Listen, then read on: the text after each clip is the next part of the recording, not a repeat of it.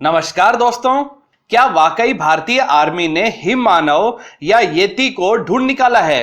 कैसा होता है यह बर्फ का दानव और क्या सबूत है भारतीय आर्मी के पास इस बर्फ के दानव यानी कि येती को लेकर?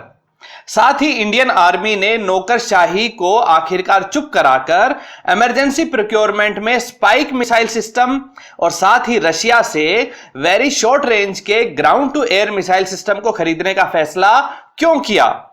कितनी धनराशि तक आर्मी बिना देरी किए हुए अपने लिए हथियार तुरंत खरीद सकती है? साथ ही जानेंगे कि कैसे कैसे नियम बनाकर नौकरशाही इंडियन आर्मी को हथियारों से वंचित रख देती है।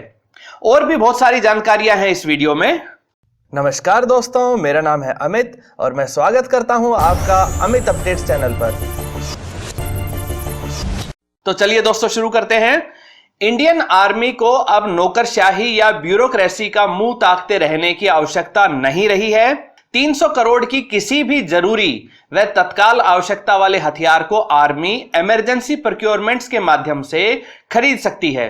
इसी के तहत आर्मी इजराइल से spike LR anti tank missile खरीद रही है और साथ ही Igla S very short range air defence system को भी रशिया से खरीदा जा रहा है। ये दोनों ही डील 3 से लेकर 6 महीने के अंदर पूरी कर ली जाएगी। आर्मी के जरूरी हथियारों की खरीद पर नौकरशाही या कहें डिफेंस डिपार्टमेंट के बड़े अधिकारियों के ढीले ढाले रवैये और उनके द्वारा बनाए गए नियमों का हवाला देकर किसी डील को रोके रखना या फाइनल करने में कई सालों का समय लगा देना एक आम बात हो गई थी। इसका एक उदाहरण देखिए। भारत को एंटी टैंक मिसाइल चाहिए थी। इजराइल के पास सबसे बेहतरीन spike anti tank missile system है जो दूसरे 26 और देश भी इस्तेमाल कर रहे हैं, यानी कि यह इतनी सक्सेसफुल है कि 26 देशों ने इसे खरीदा है। भारतीय आर्मी ने इसके सारे ट्रायल्स भी कर लिए, सब कुछ ठीक रहा, आर्मी को मिसाइल पसंद भी आई, लेकिन 5000 करोड़ का यह सौदा नहीं किया गया। क्यों?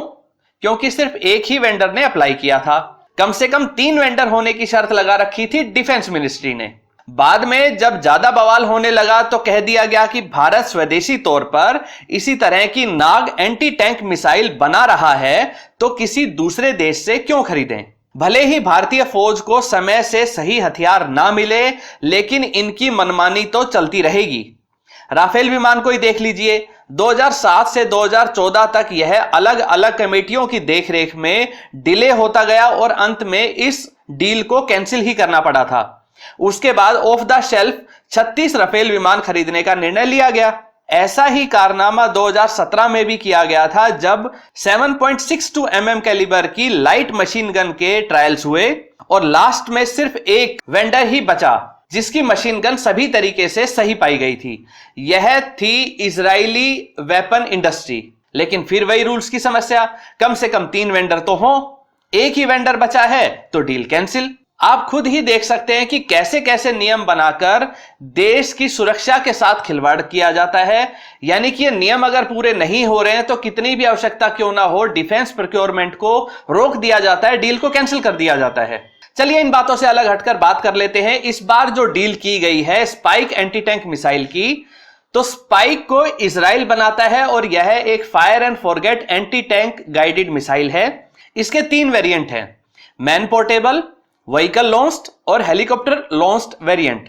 इस स्पाइक की LR यानी कि लॉन्ग रेंज मिसाइल का वजन 14 किलो है और लॉन्चर समेत कुल वजन 45 किलो है। इसकी रेंज लगभग 5 किलोमीटर तक है और यह 28 इंच के मोटे स्टील को भी भेज सकती है। इसके अलावा जो दूसरी डील की जा रही है रशिया से, उसकी बात करते हैं। Igla S very short range missile defence system है। यह रशिया से लिया जा रहा है। यह एक man portable air defence system है जिसे सिपाही कंधे पर रखकर किसी भी नजदीकी ड्रोन या हेलीकॉप्टर को निशाना बना सकता है। इसकी मिसाइल का वजन 10.8 kg है और लॉन्चर समेत इसका कुल वजन 18 किलो है। यह 5 किलोमीटर दूर तक मार कर सकती है और साथ ही 11,000 फुट की ऊंचाई तक किसी भी ड्रोन या हेलीकॉप्टर को निशाना बना सकती है। दोस्तों बढ़ते हैं अपनी दूसरी खबर की तरफ। यह भी इंडियन आर्मी की तरफ से ही है। इंडियन आर्मी की तरफ से एक बड़ा दावा किया जा रहा है कि उन्होंने किस्से कहानियों में सुनाए जाने वाले हिम मानव या हिम के दानव को देखा है।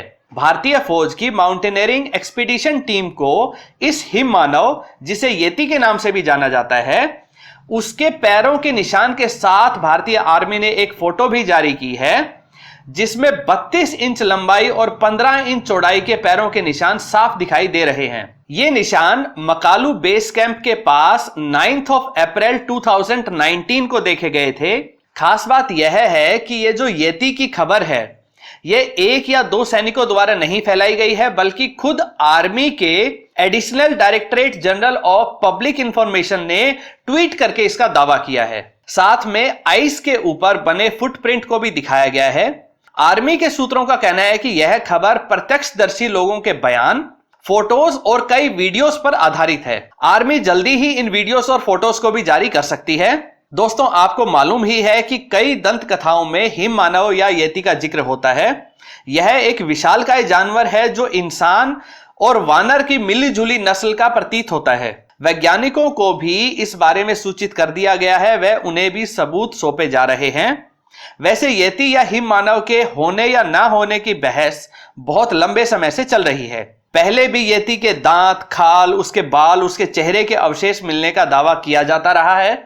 इसी तरह के कुछ अवशेष तिब्बत में भी मिले थे, लेकिन डीएनए जांच करने पर यह सब भालू के अवशेष साबित हुए थे। लेकिन इस बार दावा खुद इंडियन आर्मी ने किया है, तो शक की गुंजाइश ही नहीं बचती है, क्योंकि आर्मी ने कहा है कि उसके द्वारा खुद लोगों द्वारा देखे जाने के बाद वह फोटोज और वीडियोस पर उसकी यह खबर आधारित है। दोस्तों, आपको क्या लगता है कि आर्मी को इमरजेंसी प्रोक्योरमेंट के लिए अनुमति नहीं लेने की जो कंडीशन है वो सही है या नहीं? और साथ ही क्या 300 करोड़ तक की लिमिट काफी है या नहीं? कृपया कमेंट सेक्शन में जरूर बताएं। साथ ही यह भी बताइए कि आपको क्या लगता है कि येती या हिम मानव वास्तव में होते हैं या नहीं, और अगर होते हैं तो आज तक उन्हें पकड़ा क्यों नहीं जा सका है? क्या आप येती को सच मानते हैं या सिर्फ एक काल्पनिक कैरेक्टर है जो सिर्फ किस्से कहानियों में होता है? अपनी राय जरूर कमेंट सेक्शन में बताइए। दोस्तों, उम्मीद करता हूं ये वीडियो आपको पसंद आई होगी। अगर ये वीडियो आपको अच्छी लगे तो इसे लाइक करिए, इसे शेयर करिए और चैनल को सब्सक्राइब करना ना भूलें। नमस्कार।